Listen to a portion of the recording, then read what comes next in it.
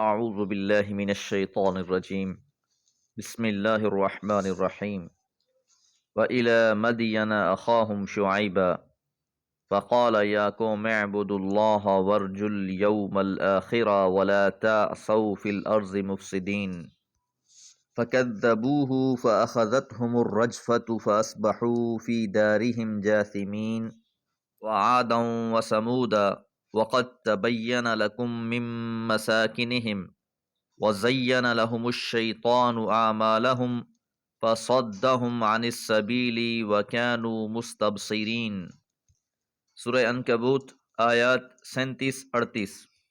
حضرت ابراہیم اور حضرت لوط علیہ السلام کا واقعہ بیان فرمانے کے بعد وَإِلَى مَدْيَنَ اور مدین کی طرف اخاہم ان کا بھائی شعیب علیہ السلام۔ ان سے پہلے کے انبیاء کا واقعہ ذرا تفصیل سے بیان کیا گیا، اب ان قوموں کا تذکرہ یہاں اجمالی طور پر ہو رہا ہے۔ تو مدین کی طرف اللہ تعالیٰ نے حضرت شعیب علیہ السلام کو مبعوث فرمایا۔ آپ مدین والوں میں سے ہی تھے، اس لیے اخاہم ان کے بھائی لفظ استعمال کیا۔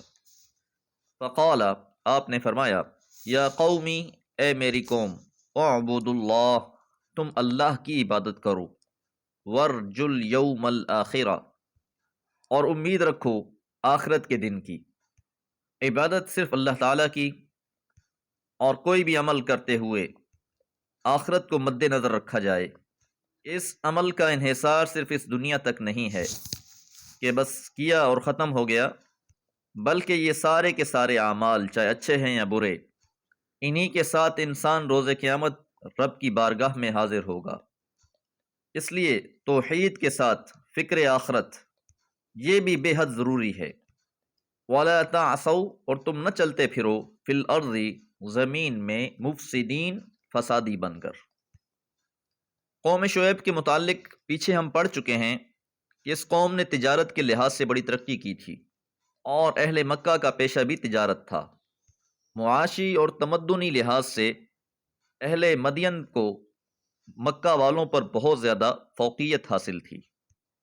تو اہل مکہ والوں کو ان کا حال اس لیے بیان کیا جا رہا ہے تاکہ وہ ان سے نصیحت حاصل کریں۔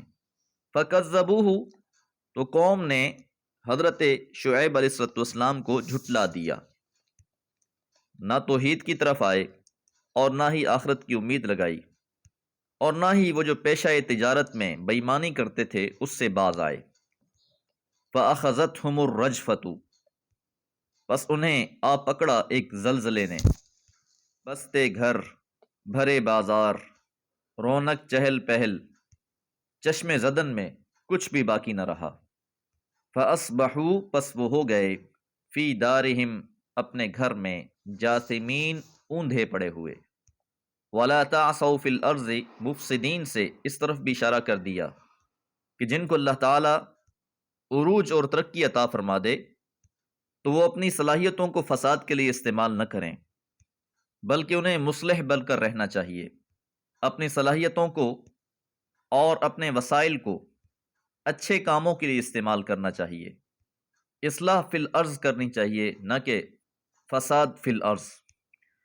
وعادا وثمودا اور قوم عاد اور قوم سمود۔ قوم عاد اور سمود کی تفصیلات بھی پیچھے گزر چکی ہیں۔ اللہ تعالیٰ نے ان کی طرف بھی انبیاء کو مبعوث فرمایا۔ قوم عاد کی طرف حضرت ہود علیہ السلام اور قوم سمود کی طرف حضرت صالح علیہ السلام کو بھیجا۔ ان دونوں جلیل القدر انبیاء نے اپنی قوم کو توحید کی طرف بلایا، شرک سے منع کیا، لیکن انہوں نے بھی اپنے پیغمبروں کی کوئی بات نہ مانی۔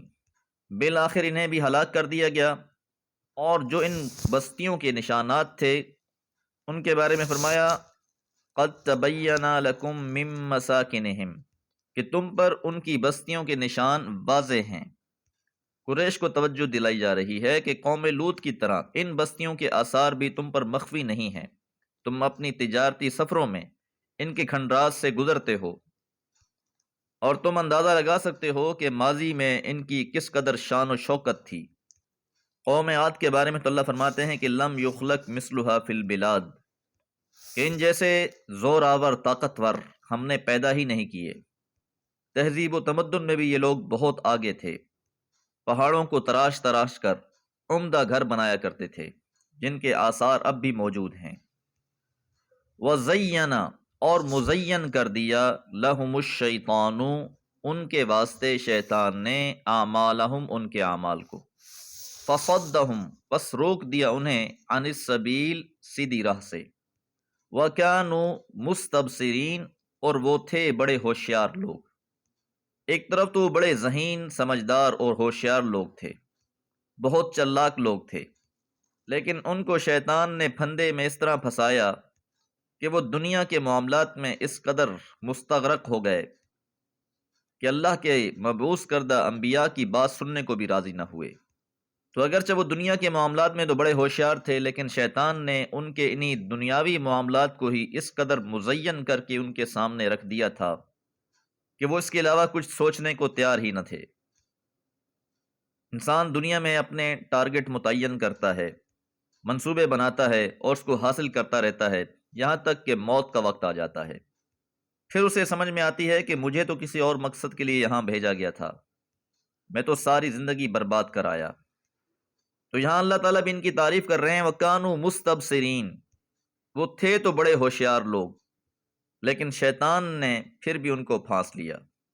شیطان نے ان کی دنیاوی انہماک کو اس قدر ان کی نگاہوں میں کھبا دیا کہ ان کی نگاہیں آخرت کے لحاظ سے بالکل بند ہو گئیں، لہٰذا اصل جو راستہ تھا وہ اس سے بالکل ہی منحرف ہو گئے۔